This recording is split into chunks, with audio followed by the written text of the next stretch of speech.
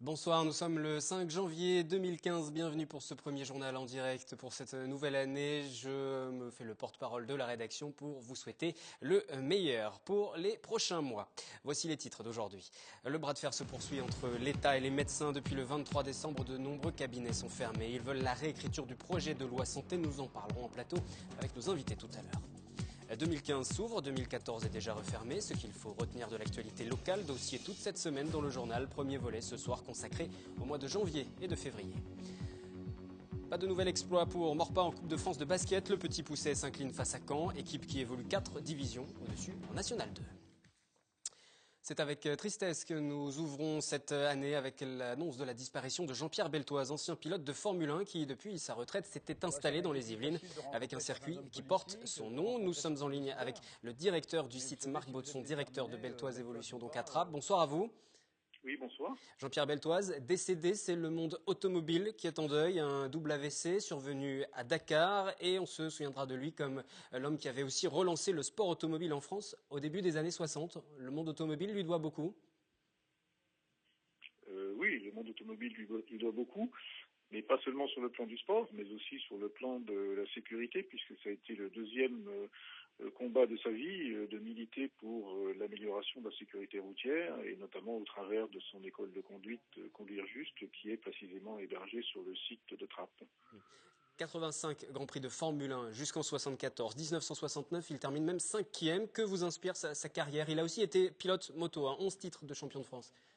Absolument, mais sa carrière, c'est le reflet de son immense talent pour avoir gagné à la fois à moto, dans des disciplines automobiles aussi différentes que la Formule 1, le sport prototype et même le rallycross, donc et également la production, si mes souvenirs sont bons. Donc c'est quand même un palmarès et un éclectisme qui est assez étonnant dans le sport automobile. Vous l'avez côtoyé, puisque vous êtes donc maintenant aujourd'hui directeur du circuit qui porte son nom à Trappes. Vous le gérez aussi avec ses enfants qui sont très impliqués. Il est très présent, il était très présent jusqu'à présent, Jean-Pierre Beltoise. Oh, mais il avait pris quelques distances, mais il restait très présent puisqu'il nous faisait 2 à 3 visites par semaine, très amicalement et avec une grande proximité par rapport à l'ensemble du personnel qui, évidemment, aujourd'hui, vous pouvez l'imaginer, est complètement dévasté. Il avait cette volonté de transmettre sa passion pour le monde automobile, pour le monde mécanique, parler de la sécurité. C'est ce qui se poursuivait sur ce site, sur ce circuit que vous dirigez aujourd'hui à Trappes. Oui, absolument. Jean-Pierre avait des idées très précises sur la manière de réduire la sinistralité et la mortalité routière ou les accidents d'une manière plus générale, et notamment en privilégiant un concept d'anticipation des risques plutôt que d'essayer de les contrôler. Mais donc d'anticiper les risques sur la route de manière à ne pas se mettre en danger soi-même, mais aussi de ne pas mettre en danger les autres usagers de la route. C'était son grand credo qui n'a pas arrêté de développer pendant les 25 ou 30 années de la deuxième partie de sa vie qu'il a consacrée à cette cause. Sur le plan humain, puisqu'on parlait du plan sportif, on parlait de ses engagements pour la sécurité routière, mais sur le plan humain, vous qui l'avez côtoyé, quelle image vous avez envie de garder de lui ce soir? C'est l'image d'un homme exceptionnel, déjà exceptionnel par son talent, comme on l'a déjà dit, mais aussi sur le plan humain.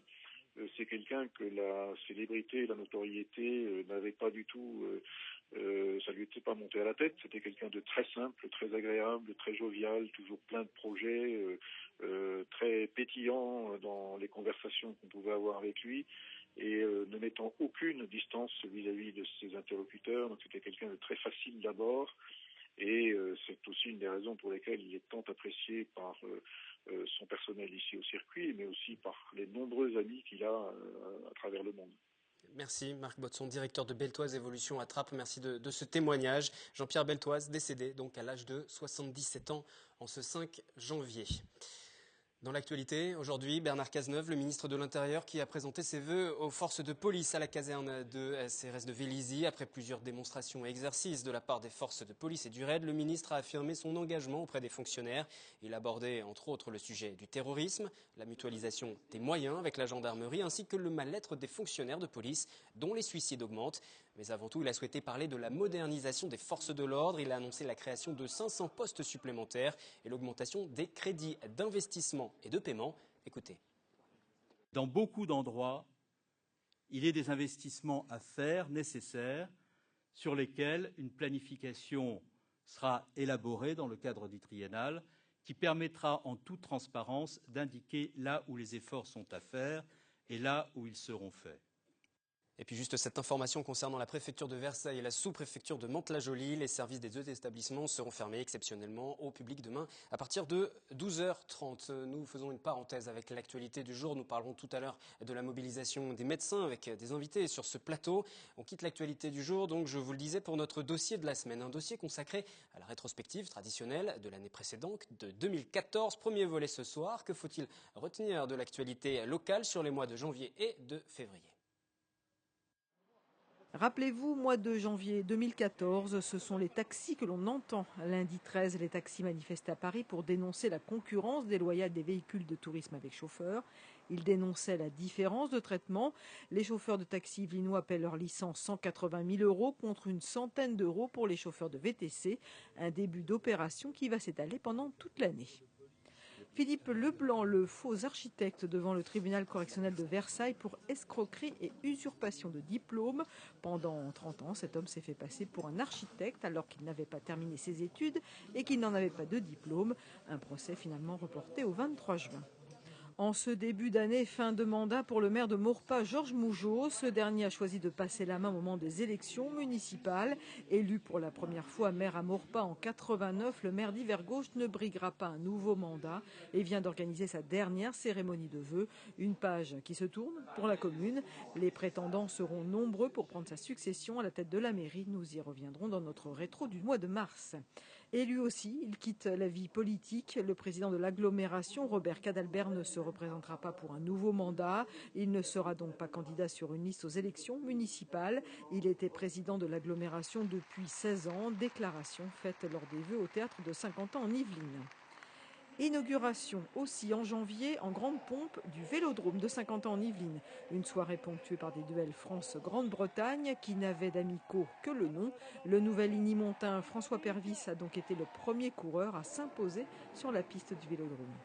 Février, maintenant, l'université a bien du mal à boucler son budget. Nouveau conseil d'administration de l'université ce vendredi 14 février. Et comme il y a un mois, jour pour jour, c'est le même budget en déséquilibre qui a été présenté.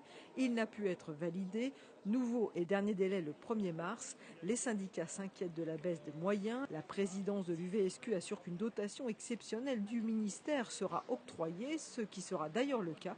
Mais des économies devront être réalisées. Et puis nous terminons cette première rétro de l'année 2014 avec cette manifestation des licenciés du club de football de Trappes. Ils se sont réunis devant la mairie pour crier leur dépit face à, disent-ils, l'indécence de leurs infrastructures où il n'y aurait plus d'entraînement depuis 1 mois et demi pour certains enfants. Une situation qui avait conduit à la démission du président du club, Moustapha Larbaoui. Depuis, le club a obtenu satisfaction. Rétrospective préparée par Catherine Zulato. La suite à découvrir dès demain dans le journal et tous les volets seront à retrouver sur notre site internet comme l'ensemble de nos reportages. Après 2014, qu'attendez-vous pour 2015? Vos résolutions, micro-trottoir. M'occuper de ma famille déjà, en priorité, puis après un bon travail, m'occuper des autres, et des idées d'entraide, de solidarité. Arrêter de fumer, tout simplement, mais c'est très dur je pense. Perdre du poids, mais ça c'est évident, mais c'est surtout pour mon mariage qui sera en août. La santé d'abord, que tout le monde soit en bonne santé. M'occuper encore plus de mes petits-enfants, avoir un peu plus de patience, peut-être parfois, tout simplement. Vendredi, nous vous proposions de découvrir Bernard Bitu, passionné d'automobile. Aujourd'hui, retour sur sa journée rencontre dédicace autour de son dernier livre. C'était samedi à la ferme du Manet à Montigny-le-Bretonneux. Une journée de partage autour du sport automobile à la ferme du Manet de Montigny-le-Bretonneux. Voilà le cadeau de Bernard Bitu pour ce début d'année qui conviait les amateurs à redécouvrir cet univers à l'occasion de la sortie de son livre. C'est un devoir de mémoire qui m'a conduit à représenter les véhicules dans leur quotidien avec des photos représentant des voitures qui n'étaient pas des voitures d'époque de musée, mais c'était vraiment des voitures quotidiennes. Dans cet ouvrage, Bernard Bitu raconte son parcours de conducteur, mais aussi la précision des réparations techniques. J'ai commencé avec ma première voiture avec la 4 chevaux. 4 chevaux et ma première panne avec le moteur dans le sac. Donc il y a toujours des amis qui sont un peu plus férus que d'autres en mécanique et c'est une première aventure, c'est de refaire le moteur.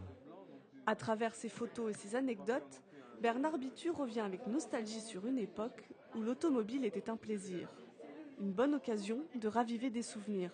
Chaque fois qu'il y a des réunions comme ça, où il y a des voitures, tout le monde a des histoires à raconter sur sa première voiture. On parlait de chevaux tout à l'heure, avec grand volant, les vitres qui tombaient régulièrement, les essuie-glaces qui fonctionnaient manuellement presque. Donc ça a beaucoup changé l'automobile, mais c'était aussi très sympathique. Pour l'occasion, Bernard Bitu a présenté sa collection de miniatures, mais a aussi fait venir un véritable modèle d'époque, sa favorite, la F2 Arc. C'est la voiture que je ne pilotais pas, celle-là, mais une identique, avec un moteur de 1500 cm3. Ce qui est assez surprenant dans ces voitures, c'est la taille de guêpe. Même si Bernard Bitu ne court plus aujourd'hui, l'automobile, c'est toute sa vie. Une vie remplie de courses, de pannes et de plaisirs qu'il propose de découvrir à travers son livre. Du sport automobile au sport sur les terrains de basket à présent. Après son exploit historique face à Barjouville, le basket club de Maurepas avait l'occasion de poursuivre son épopée en 64e de finale de Coupe de France face à Caen, pensionnaire de National 2. Mais cette fois, les 4 divisions d'écart ont été trop importantes. Résumé, Anthony Reich. Si les Morpasiens débutent la rencontre avec 25 points d'avance à cause de l'écart de 4 divisions à la faveur de Caen, leur avance fond comme neige au soleil. À la fin du premier quart, le BCM ne mène plus que de 4 petits points, 33 à 29. Avec 6 joueurs au-delà des 2 mètres contre un seul pour le BCM, la supériorité athlétique cannaise fait logiquement la différence dans la raquette. Chaque panier devient alors un combat pour les rouges et blancs. Mais grâce à un gymnase Malmedon une nouvelle fois omniprésent, les joueurs d'Alexis Dumontet continuent de se battre sur chaque possession, malgré les 28 points d'avance pour Caen après 3 quarts temps. On avait retenu la leçon du tour précédent, où même avec 20 points d'avance pour Maurepas, ils avaient été capables de tenir ce score-là contre une équipe de National 3. Et donc on était prévenus, on savait une salle chaude, on savait une équipe qui jouait avec enthousiasme et on a surtout été vigilants là-dessus. Cette fois, l'enthousiasme et les supporters n'ont rien pu faire face à la supériorité normande. Une équipe qui n'a connu qu'une seule défaite en championnat cette saison. Score final 106 à 63. La défaite est sans appel, mais l'aventure du BCM aura été belle. Quand on reçoit l'équipe de Caen, qui est quand même une grosse équipe de N2, ils sont à 39 victoires pour 4 défaites sur les 2 dernières saisons. Donc c'est vraiment une grosse écurie. Voilà, le score il est important, on perd 43 points, mais les joueurs se sont battus, ils ont mouillé le maillot et c'est le plus important. Et rendez-vous juste après ce journal sur TV Fil 78 pour un nouveau numéro du 7-8 Sport avec Anthony Reich toujours. Ils sont donc encore en grève. Les médecins poursuivent leur mouvement engagé le 23 décembre. Le bras de fer continue avec l'État, cette fois-ci sur le terrain administratif. Après une grève des gardes et des fermetures de cabinets, les médecins décident maintenant de boycotter la carte vitale de certains patients. Une nouvelle méthode pour maintenir la pression contre la généralisation du tiers payant, l'une des mesures phares du futur projet de loi santé du gouvernement. Yolande Thorez. Après la grève et la fermeture de son cabinet médical, Patricia reprend son activité ce lundi par une visite à domicile. Mais comme bon nombre de médecins, elle n'a pas dit son dernier mot. Désormais, elle refusera la carte vitale de certains de ses patients. Retour aux feuilles de soins papier que le malade devra lui-même envoyer à la sécurité sociale pour se faire rembourser. L'objectif est clairement affiché, engorger les services de l'assurance maladie.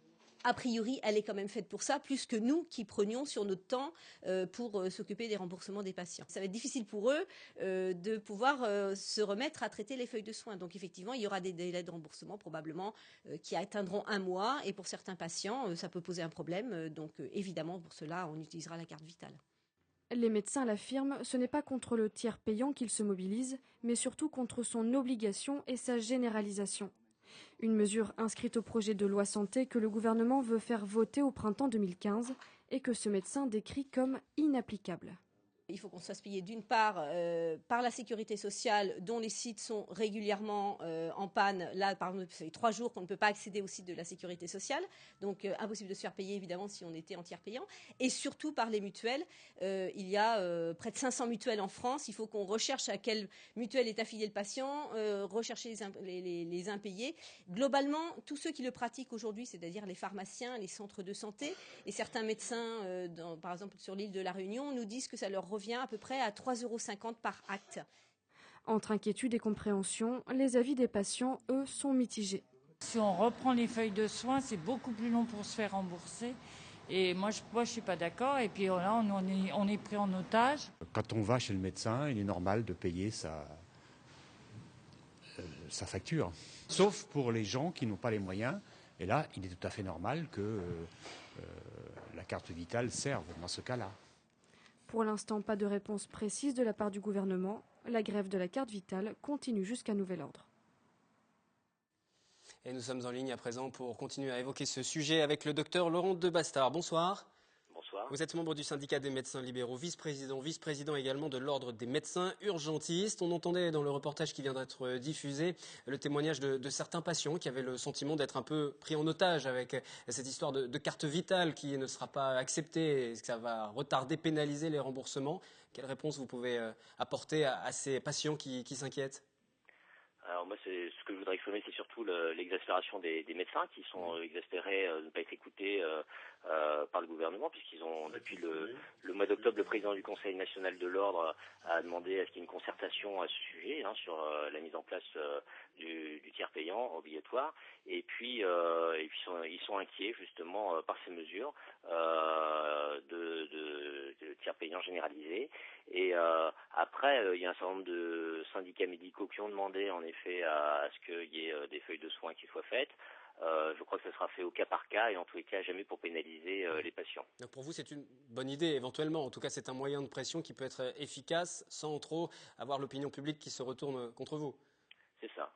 Ça sera fait apparemment pas de façon systématique, mais vraiment au cas par cas. Et si c'est la seule façon pour les médecins de se faire entendre, puisque là ils ont déjà été en grève, et puis aujourd'hui ce sont les établissements privés, c'est-à-dire cliniques privées qui sont en grève dans toute la France. Et apparemment, de la même façon, le ministre de la Santé, Marisol Touraine, dit qu'il ne se passe rien, alors qu'on sait qu'aujourd'hui à l'hôpital de Versailles ou à l'hôpital de Poissy, il y a des attentes au-delà de 12 heures avec plus de 80 à 100 patients en salle d'attente. Si c'est la seule façon, encore une fois, de se faire entendre, pourquoi pas. Et peut-être une réaction à présent sur une des déclarations qui a été faite ce matin. C'était par le secrétaire général de la Confédération française démocratique du travail, la CFDT, Laurent Berger, qui disait ne pas soutenir la grève des médecins contre le projet de loi santé. Et il y a une division aujourd'hui auprès des différents syndicats. Est-ce que vous êtes dans le même ordre de marche, dans le même sens aujourd'hui ? En tous les cas, Marisol Touraine a réussi à faire l'unanimité de tous les syndicats de médecins, parce que qu'ils soient de droite, de gauche, il y a une unanimité et tous les médecins ont appelé à la grève dès le début du mois de janvier pour la période des fêtes. Alors même s'il n'y a pas une concordance sur la période, tous sont appelés à la grève. Et alors pour ce qui est du tiers payant obligatoire, les médecins qui exercent et qui font régler leurs patients considèrent justement que c'est pas une bonne chose, et ils avaient déjà demandé à ce que ce soit pas le cas sur les services d'urgence hospitaliers, parce que on sait que la santé est d'autant plus coûteuse que justement elle ne coûte rien à personne, et que aujourd'hui une consultation chez un médecin généraliste c'est 23 €, ce qui est le plus bas globalement en Europe, et alors qu'une consultation dans un service d'urgence c'est 150 €. Si on doit résumer ce soir le principal point d'opposition entre les médecins, le secteur de la santé et le gouvernement, ce serait la question du tiers payant justement qui serait généralisé. Qu'est-ce qui bloque le plus, qu'est-ce qui pose problème et sur lequel les médecins, le monde de la santé ne veut pas transiger aujourd'hui ?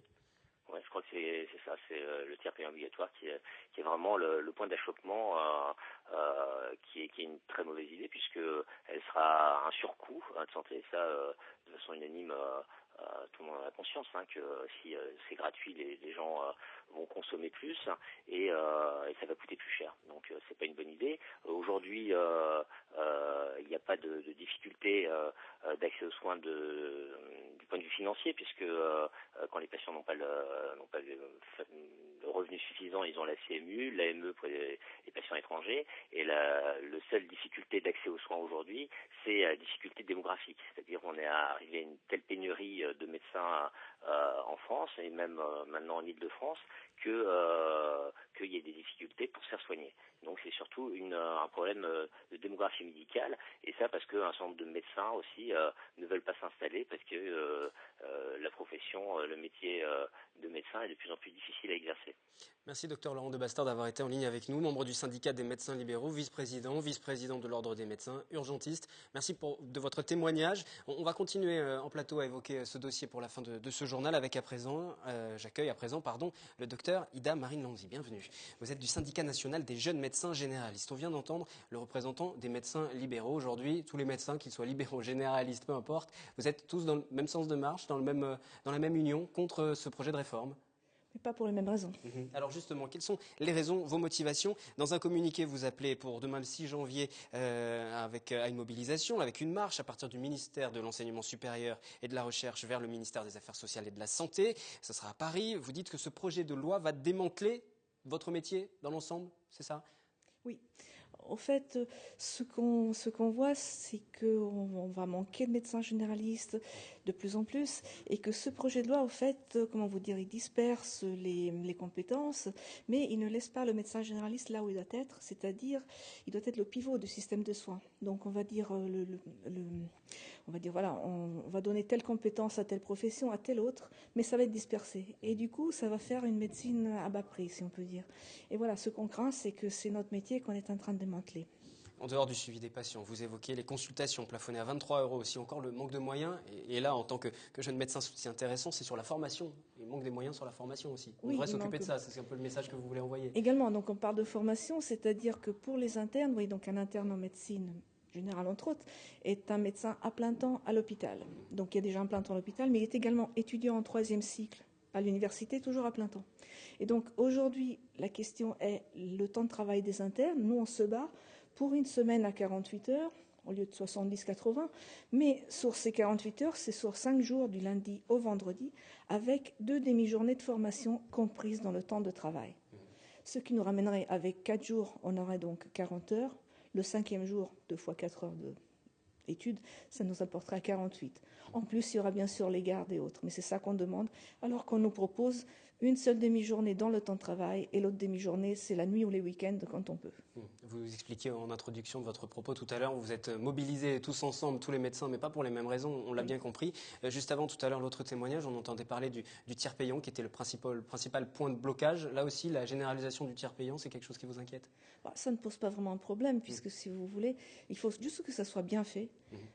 Si vous prenez en exemple la CMU, c'est parfaitement géré. Donc il faut que ça soit géré. Il ne faut pas que ce soit au médecin d'aller solliciter les mutuelles pour se faire rembourser. Si c'est bien géré, il n'y aura aucun problème. Donc pour nous, ça ne pose pas de problème, le tiers payant. Il faut juste que ce soit bien fait. Vous allez donc vous mobiliser demain. Il y a cette mobilisation aussi auprès de certains professionnels de santé de ne plus accepter cette carte vitale. Peut-être cela vous est déjà arrivé ces derniers jours, même aujourd'hui, de voir cette carte vitale refusée afin de faire pression. C'est le moyen décidé par certains médecins de faire pression sur le gouvernement. On a le sentiment que parmi toutes les revendications qui s'expriment, c'est que le système de santé aujourd'hui en France ne marche pas. Disons qu'il ne marche pas comme il devrait marcher. C'est pas qu'il ne marche pas. Mais là, nous n'avons pas appelé à boycotter, comment vous dire, la carte vitale. Parce que là, en fait, ça va être les patients qui vont être quand même pénalisés, puisque c'est eux qui vont être remboursés avec du retard. Du coup, non, nous, on n'a pas appelé. Vous n'êtes pas d'accord sur les modes d'action, les moyens qui sont utilisés? Non, mais même, on a chacun, comment vous dire, on a chacun nos motifs d'action. Et sur le système de santé qui, globalement, ne fonctionnerait pas comme il devrait, quels sont les points sur lesquels il faudrait travailler, justement? Quel message vous faites passer aujourd'hui? Il faudrait d'une part qu'il y ait une concertation avec les médecins, avec la base, avec nous, notamment avec les syndicats, le nôtre en particulier aussi, et qu'on nous demande notre avis, qu'on demande leur avis à ceux qui sont sur le terrain. Qu'est-ce que vous voulez faire, ceux dont vous avez besoin? Et on a l'impression que c'est toujours les bureaucrates qui décident dans leur coin, très loin de la réalité, quoi. Et donc demain, vous serez mobilisés sur le terrain pour cette mobilisation, manifestation, 6 janvier, à Paris, départ devant le ministère de l'Enseignement supérieur et de la Recherche. Merci d'être venu jusqu'à nous. Je sais que vous venez de Paris, c'était compliqué pour venir jusque-là et vous êtes passé sur ce plateau quelques instants pour exprimer votre témoignage. Merci beaucoup d'être venu. C'est la fin de ce journal à présent. On se retrouve demain toujours à 18h en direct, tout de suite sur TV Fil 78, le 7-8 Sport avec Anthony Reich.